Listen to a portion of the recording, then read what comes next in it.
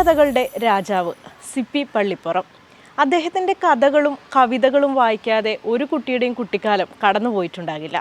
ഇന്ന് അദ്ദേഹമാണ് നമുക്കൊപ്പം ലൈഫ് ടി വിയിൽ ചേരുന്നത്. നമസ്കാരം സർ. നമസ്കാരം. ഞാൻ നേരത്തെ പറഞ്ഞ പോലെ കുട്ടികളുടെയും ഒരു രക്ഷിതാക്കളുടെ ഒക്കെ ഒരു ഒറ്റ ചങ്ങാതി എന്ന് വേണമെങ്കിൽ പറയാം. വേണമെങ്കിൽ എന്നല്ല, അങ്ങനെ തന്നെ പറയാം. അപ്പോൾ സാറിൻ്റെ മനസ്സിൽ എത്രത്തോളം ഒരു കുട്ടി ഒളിഞ്ഞിരിപ്പുണ്ട്?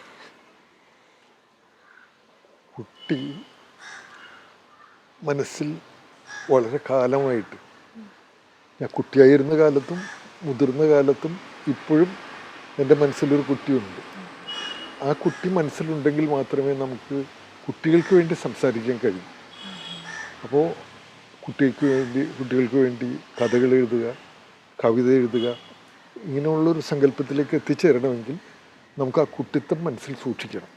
അല്ലാത്തവർക്കത് എഴുതാൻ സാധ്യമല്ല.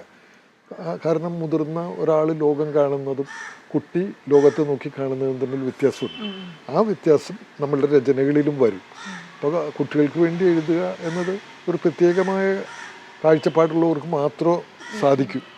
അതിപ്പം മുതിർന്ന ആളുകൾക്ക് സാധിക്കും. ഇപ്പോൾ ജി ശങ്കരക്കുറുപ്പിനെ പോലുള്ള ആളുകൾ, വൈലോപ്പിള്ളിയെ പോലുള്ള ആളുകൾ, കുമാരനാശാൻ പോലും കുട്ടികൾക്ക് വേണ്ടി എഴുതിയിട്ടുണ്ട്. ഇപ്പോൾ കുമാരനാശാനെ നമുക്കറിയാം, വലിയ മുതിർന്നവർക്ക് വേണ്ടി വലിയ ചിന്തിപ്പിക്കുന്ന കവിതകൾ, ജാതിമത സ്പർദ്ധകൾക്ക് എതിരായിട്ടുള്ള കവിതകളൊക്കെ എഴുതിയിട്ടുള്ള ആളുകളാണ്. ദുരവസ്ഥയായാലും വീണപൂവായാലും ഒക്കെ നമുക്ക് അതിൽ നിന്ന് മനസ്സിലാക്കാൻ കഴിയുന്ന മുതിർന്നവരെ ചിന്തിപ്പിക്കുന്ന കവിതയാണ്.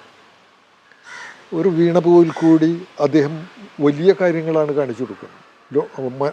മനുഷ്യൻ്റെ ജീവിതത്തിൻ്റെ നിസ്സാരത ചൂണ്ടിക്കാണിച്ചു കൊടുക്കുകയാണ്. ആ പാവം ഓമൽ മലരെ ബദ നിന്റെ മേലും ക്ഷേപിച്ചിതേ കരുണയറ്റ കരം കൃതാന്തൻ, വ്യാപാരമേ ഹനനമാം വനവേടനുണ്ടോ, വ്യാപന്നമായി കഴുകനെന്ന് കപോതമെന്നും, ഇങ്ങനെയൊക്കെ പാടി വരുന്നതാണ് കുമാരനാശാൻ്റെ കവി വീണപൂവ്. ഇന്നീ വിധംഗതി നിനക്കൈ പോക പിന്നൊന്നൊന്നായി തുടർന്നു വരും ആ വഴി ഞങ്ങളെല്ലാം, ഒന്നിനുമില്ല നില ഉന്നതമായ കുന്നുമെന്നല്ലയാഴിയും ഒരിക്കൽ നശിക്കുമോർത്താൽ. ഈ ലോകത്തിൻ്റെ ആ നശ്വരതയെക്കുറിച്ചെല്ലാം ഭംഗിയായിട്ട് വീണപൂവിൽ കൂടി പാടുന്നുണ്ട്. ഇത് പക്ഷെ ഒരു കുട്ടിയുടെ മനസ്സ് വെച്ചല്ല ആശാൻ എഴുതിയിരിക്കുന്നത്. ആശാൻ കുട്ടികൾക്ക് വേണ്ടിയും എഴുതിയിട്ടുണ്ട്. ആശാൻ കുട്ടികൾക്ക് വേണ്ടി ഒരു പുസ്തകം എഴുതി. അത് 10 കൊല്ലം അദ്ദേഹം ആഗ്രഹിച്ച് നടന്നിട്ട് സാധിച്ചതാണ്. കാരണം അദ്ദേഹത്തിൻ്റെ ചിന്ത, ഞാൻ ഇത്രയും കാലമായിട്ട് മുതിർന്നവർക്ക് വേണ്ടിയൊക്കെ ദുരവസ്ഥ എഴുതി, ചണ്ടാലഭിഷിക എഴുതി, ആശ്രമ വൃക്ഷത്തിലെ കുയിലെഴുതി, ഇതൊക്കെ എഴുതിയിട്ട് ഞാൻ കുട്ടികൾക്കൊന്നും കൊടുത്തില്ലല്ലോ എന്നുള്ളൊരു ചിന്ത. അങ്ങനെ മനസ്സിനെ മാറ്റിവെച്ച് ആ മുതിർന്ന ചിന്തയിൽ നിന്ന് മാറ്റി നിർത്തിക്കൊണ്ടാണ് കുമാരനാശാൻ കുട്ടികൾക്ക് വേണ്ടിയുള്ള ഒരു കവിതാ സമാഹാരം, മലയാളത്തിലെ ആദ്യത്തെ കുട്ടി കവിതാ സമാഹാരം എന്ന് പറയാവുന്ന അതാണ്. 100 വർഷം കഴിഞ്ഞു. ഇപ്പോൾ ആ 100 വർഷത്തിന് മുമ്പ് അദ്ദേഹം എഴുതിയ പുസ്തകമാണ് പുഷ്പവാടി. അത് കേൾക്കുമ്പോൾ തന്നെ നമുക്കറിയാം കുമാരനാശാൻ്റെ മറ്റ് കവിതകളിൽ നിന്ന് എത്രയോ താഴേക്കെന്ന് പറഞ്ഞാൽ എത്രയോ വിനയത്തിൻ്റെയും എത്രയോ ആ എളിമയുടെയും ലോകത്തേക്ക് വരുന്നു എന്ന് നമുക്ക് വരും. ആ കുട്ടിയും തള്ളയും അതിലുള്ളൊരു കവിതയാണ്, ഈ പുഷ്പവാടിയിലുള്ളൊരു കവിതയാണ് കുട്ടിയും തള്ളയും. അമ്മയും ഒരു കുഞ്ഞും കൂടി പൂന്തോട്ടത്തിൽ ഇങ്ങനെ ചുറ്റി നടക്കുകയാണ്. അപ്പോൾ കുട്ടി ഇങ്ങനെ നോക്കുമ്പോൾ പെട്ടെന്നൊരു പൂവ് ഇങ്ങനെ പറന്നു പോകുന്നതായിട്ടാണ് തോന്നുന്നത്.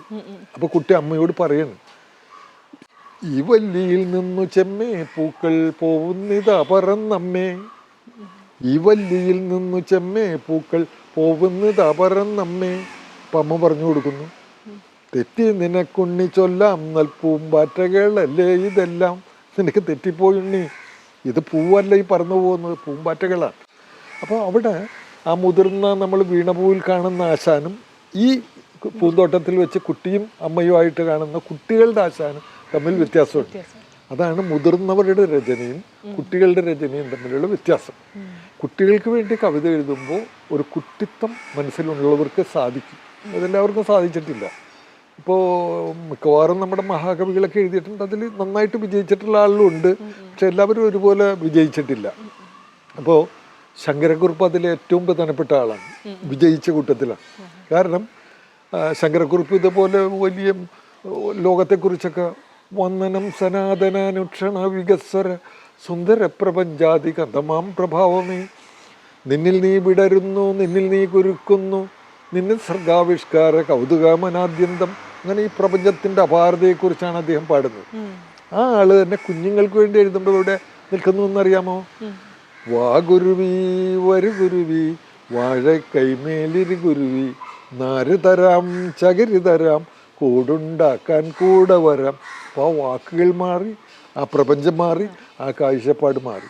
അപ്പോൾ കുട്ടികൾക്ക് വേണ്ടി എഴുതുക എന്ന് പറഞ്ഞാൽ ഒരു കുട്ടിയുടെ മനസ്സ് ഉണ്ടാകണം. അത് നിലനിർത്താൻ കഴിയുന്ന ആൾക്ക് കുട്ടികളുടെ കവിതയായാലും കഥയായാലും ഒക്കെ എഴുതി വിജയിക്കാൻ കഴിയും. ഇതാണ് ഒരു രഹസ്യം. അതൊരു ബുദ്ധിമുട്ടായിട്ട് വരാറുണ്ടോ? കുട്ടികൾക്ക് വേണ്ടി എഴുതുമ്പോൾ കുറേ ചിന്തിച്ച് അങ്ങനെ ഒരു ഇല്ലില്ല, ഒരിക്കലും അത് നമുക്കൊരു ബുദ്ധിമുട്ടല്ല. കാരണം അങ്ങനത്തെ ഒരു മനസ്സ് നിലനിൽക്കണം. അപ്പം അതുകൊണ്ടാണ് ഞാൻ മുതിർന്നവർക്ക് വേണ്ടിയാണ് ഞാൻ ആദ്യം എഴുതി തുടങ്ങിയത്.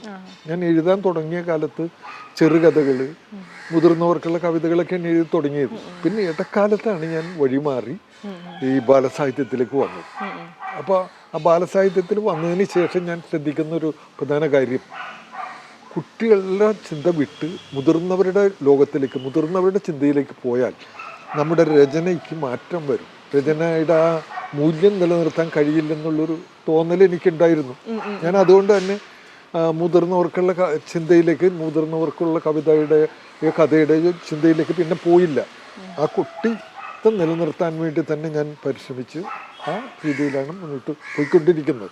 അപ്പം അതുകൊണ്ടായിരിക്കാം ഒരുപക്ഷെ എൻ്റെ രചനകളെല്ലാം കുട്ടികൾ ഇഷ്ടപ്പെടുന്നുണ്ട് എന്നാണ് നമ്മൾ കാരണം ധാരാളം എഡിഷനുകൾ, പുസ്തകങ്ങൾ വിറ്റഴിയുന്നത് കൊണ്ടും എവിടെ ചെന്നാലും നമ്മളെ തിരിച്ചറിയുന്നത് കൊണ്ടും നമ്മുടെ കവിതകൾ അവർ ഓരോ വേദിയിൽ ചൊല്ലുന്നത് കേൾക്കുമ്പോഴും പാഠപുസ്തകങ്ങളിലെ ആ കവിതകൾ കുട്ടികൾ പഠിക്കുമ്പോഴും എല്ലാം നമ്മളുടെ ദൗത്യം വിജയിച്ചു എന്ന് തന്നെയാണ് നമ്മൾ മനസ്സിലാക്കേണ്ടത്.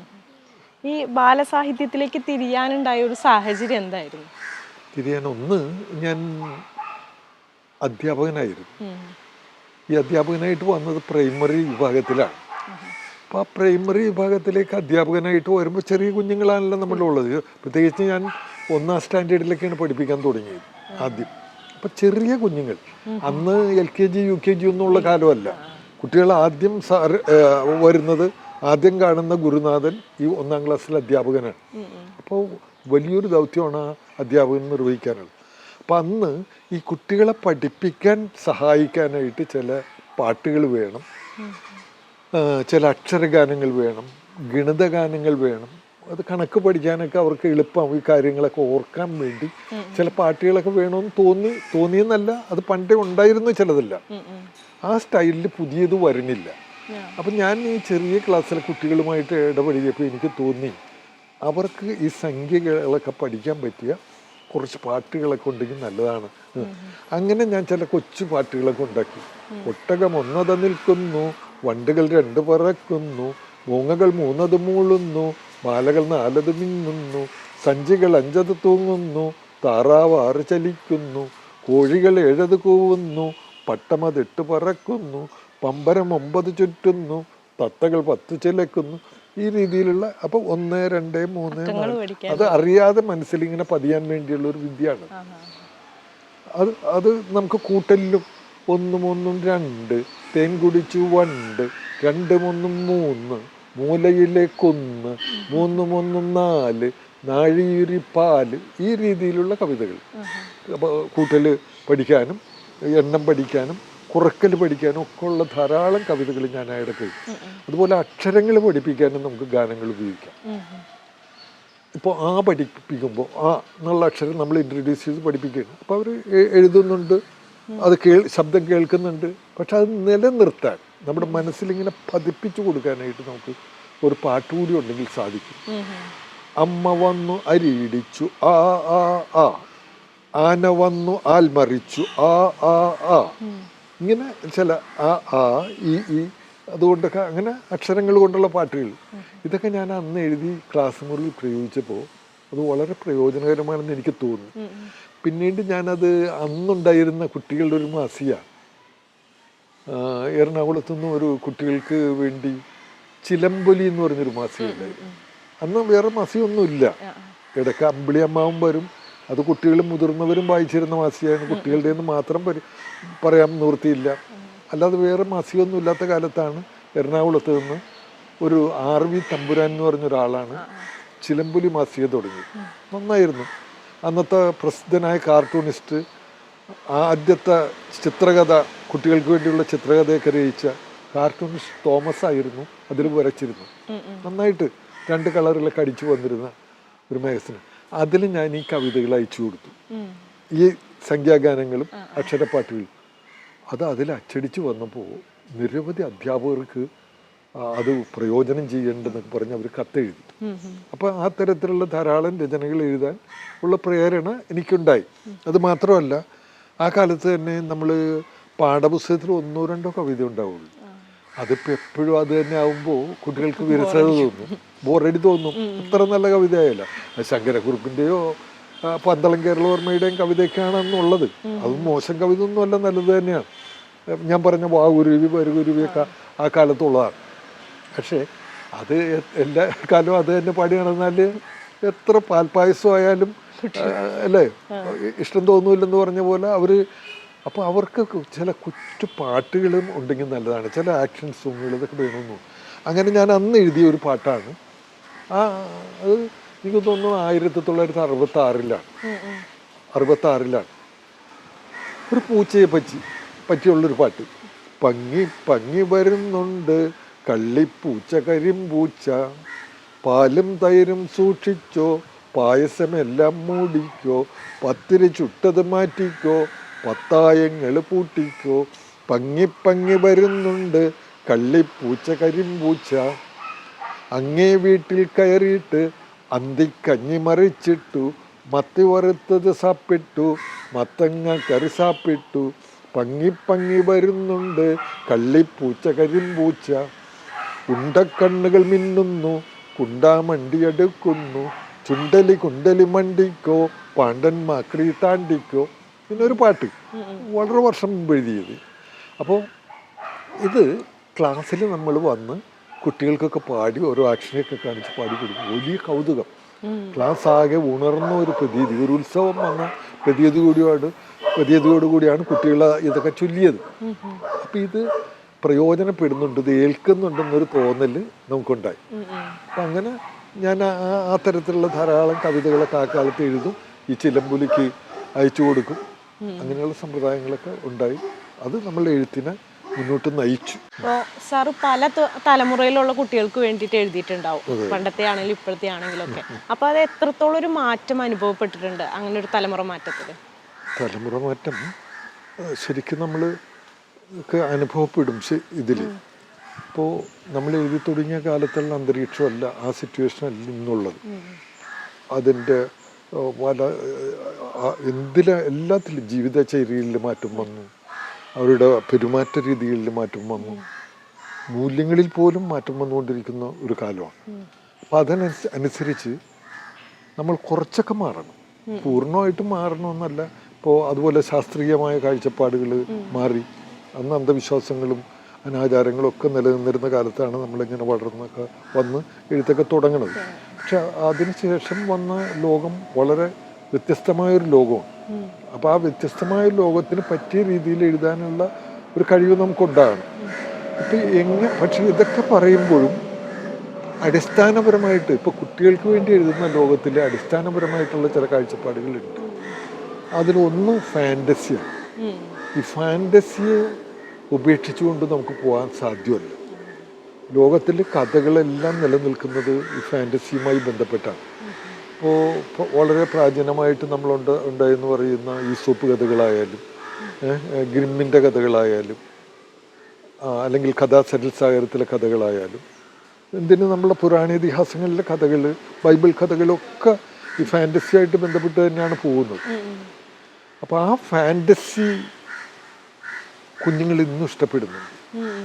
അത് ഇഷ്ടപ്പെടുന്നു എന്നുള്ളതിൻ്റെ ഒരു സൂചനയാണ് ഇപ്പോൾ ഹാരി പോട്ടർ. വലിയ ശാസ്ത്രീയ പുരോഗതി ഉണ്ടായിരുന്ന കാലത്തും മാജിക് സ്കൂളോ അതേപോലെയുള്ള കാര്യങ്ങളൊക്കെ അവതരിപ്പിച്ച് വ്യത്യസ്തമായ ഒരു മാന്ത്രിക ലോകമൊക്കെ അവതരിപ്പിച്ചിട്ടാണ് ഹാരി പോട്ടർ സീരീസ് ഒക്കെ എഴുതപ്പെട്ടത്. അത് ഇന്നും കുട്ടികൾ വലിയ താല്പര്യത്തോടുകൂടി വലിയ കൗതുകത്തോടു കൂടി വായിക്കാൻ കാത്തു നിൽക്കുന്ന ഒരു രംഗം നമ്മൾ കാണുന്നുണ്ട്. അപ്പോൾ ഫാൻറ്റസി കുട്ടികൾ എക്കാലത്ത് ഇഷ്ടപ്പെടുന്നു എന്നാണ് അതിൻ്റെ സൂചന. അതുപോലെ ഈ കഥകളെല്ലാം നിലനിന്നതും ഫാൻറ്റസിയുടെ പേരിലാണ്. ഇപ്പോൾ 3000-4000 കൊല്ലം മുമ്പുണ്ടായ കഥയാണ് ഈസോപ്പ് കഥകൾ. അതിലൊരു പൊന്മട്ടയിടുന്ന താറാവിൻ്റെ കഥ അല്ലേ? ഒരിക്കലും ആ കഥ മരിക്കുന്നില്ലല്ലോ. അത് ഇന്നത്തെ തലമുറയ്ക്കും ആ കഥ ആവശ്യമാണ്. പുളിക്കുന്ന മുന്തിരിയുടെ കഥയായാലും ഇന്നത്തെ തലമുറയ്ക്ക് അത് ആവശ്യമാണ്. അപ്പോൾ അത്തരം ഒരു സ്ഥായിയായ നിലനിൽപ്പ് ഈ ബാലസാഹിത്യത്തിന് അല്ലെങ്കിൽ കുട്ടികളുടെ കഥ കവിത ചിന്തയ്ക്കുണ്ട്. അത് പൂർണ്ണമായിട്ട് മാറ്റിമറിക്കാൻ സാധ്യമല്ല. അങ്ങനെ വാദിക്കുന്ന ആളുകളുണ്ട്. കാരണം ഈ ഇത്രയും കുട്ടികളൊക്കെ വളർന്ന കാലത്ത് നിങ്ങൾ എന്തിനാണ് എപ്പോഴും മാന്ത്രികൻ്റെ കഥ എഴുതുന്നത്, ഈ രാക്ഷസനെ കഥാപാത്രമൊക്കെ കൊണ്ട്. പക്ഷേ ഇന്നും രാക്ഷസനെയൊക്കെ കൗതുകത്തോടു കൂടി തന്നെ കുട്ടികൾ കാണാൻ ഇഷ്ടപ്പെടുന്നുണ്ട്. അപ്പം ആ രാക്ഷസന്മാർക്കൊക്കെ വല്ല പുതിയ മാനം നമുക്കുണ്ടാക്കാമെന്നല്ലാതെ അത് പൂർണ്ണമായിട്ട് ഉപേക്ഷിക്കാൻ സാധ്യമല്ല. അതിപ്പോൾ എപ്പോഴും നമ്മൾ 1001 കഥ, ഇപ്പോൾ സിംബാദി സെയിലറിൻ്റെയോ അല്ലെങ്കിൽ അലാവുദ്ദീൻ്റെ അത്ഭുത വിളക്കിൻ്റെയും കഥ അതേ അത്ഭുതത്തോടു കൂടി 1700 കൊല്ലം മുമ്പ് കുട്ടികൾ കേട്ട അതേ കൗതുകത്തോടു കൂടി അതേ താല്പര്യത്തോടു കൂടിയാണ് ഇന്നും അലാവുദ്ദീൻ്റെ അത്ഭുത വിളക്കിൻ്റെയും കഥ കേൾക്കാൻ കുട്ടികൾ കാത്തിരിക്കുന്നു. അപ്പോൾ അത്തരം കഥകൾക്ക് മരണമില്ല. അപ്പം ആ ഒരു രീതി വെച്ച് നോക്കുമ്പോൾ നമ്മളുടെ അടിസ്ഥാനപരമായിട്ട് കുറേ ഫാൻറ്റസിയൊക്കെ നമുക്ക് നമ്മുടെ ഈ രചനകളിൽ നിലനിർത്തിയേ തീരൂ. അതനുസരിച്ച് മാറ്റവും വരണം. അത് നമുക്ക് മാറ്റം വരണമെന്നുള്ളതിനെ നമുക്ക് നിഷേധിക്കാൻ കഴിയില്ല. കാരണം ശാസ്ത്രീയമായ കാഴ്ചപ്പാടുകൾ, പുതിയ ലോകത്തിൻ്റെ മാറ്റം, ഇതെല്ലാം നമ്മളുടെ ഇതിൽ കൊണ്ടുവരാം. അതുപോലെ കുട്ടികൾക്കെതിരായ ധാരാളം പ്രവണതകളുണ്ട്. ഇപ്പോൾ ബാലവേല തുടങ്ങിയ ആശയങ്ങളൊക്കെ നമുക്ക് ഈ നമ്മുടെ രചനകളിൽ കൂടി നന്നായിട്ട്, പ്രത്യേകിച്ച് ബാലസാഹിത്യത്തിൽ കൂടി നന്നായിട്ട് കൈകാര്യം ചെയ്യാവുന്ന ഒന്നാണ് ഈ ബാലവേലയും കുട്ടികളെ മോശമായിട്ട് ദുരുപയോഗം ചെയ്യുന്ന കാര്യങ്ങളൊക്കെ നമുക്ക് ഈ കഥകളിലും നോവലുകളിലും ഒക്കെ കൊണ്ടുവരാം. അത് കുട്ടികൾ ഇഷ്ടപ്പെടും. അത് പിന്നെ ഒരു മൂല്യവൽക്കരണത്തിൻ്റെ ഭാഗമായിട്ട് തന്നെ വരികയും ചെയ്യും. അപ്പം അത്തരത്തിലുള്ള രചനകൾ വരുന്നത് നല്ലതാണ്. വരുന്നുണ്ട്, ധാരാളം രചനകൾ ആ രീതിയിൽ വരുന്നുണ്ട്.